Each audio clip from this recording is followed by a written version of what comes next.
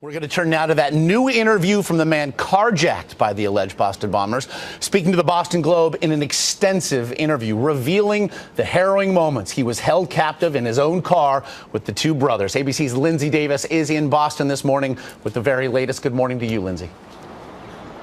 Good morning, Josh. It all started when a 26-year-old pulled over to respond to a text message. He says a sedan then slammed to a stop behind him, and before he knew anything, an arm was reaching into the window, unlocked the door, was brandishing a gun. He says the man then climbed in, and thus began the most terrifying 90 minutes of Danny's life.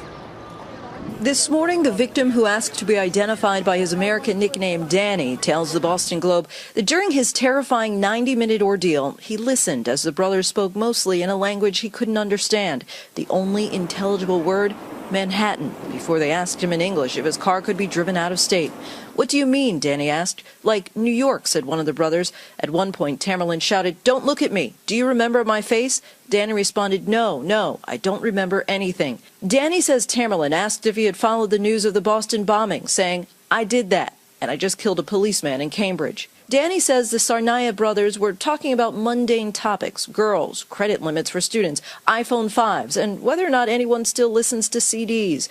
At one point, realizing Danny didn't have any music they liked, they even doubled back to a second car they'd left parked nearby to grab one of their own CDs. Then, a heart-stopping moment. Danny's iPhone buzzed with a text from his worried roommate, wondering where he was. Tamerlan used a translation app to text a reply, "I am sick. I'm sleeping in a friend's place tonight." Moments later, a phone call from his roommate's boyfriend. "If you say a single word in Chinese, I will kill you right now," said Tamerlan. "I'm sleeping in my friend's home tonight. I have to go," replied Danny in English. Tamerlan replied, "Good boy. Good job."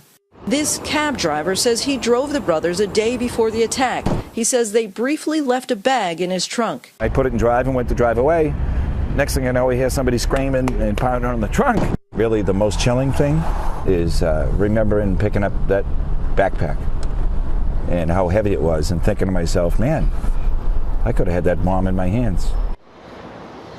Danny's only saving grace, the gas station where they stopped was cash only. So while the younger brother went in to make the payment, the older brother was apparently preoccupied with an electronic device in the car and had put the gun down. Danny makes a run for it at that point. And what made it even easier for police to then track the brothers down, Danny had left his iPhone behind in the car, that along with the Mercedes navigation system. Robin. And he knows how very lucky he is. Lindsay, thank you very much.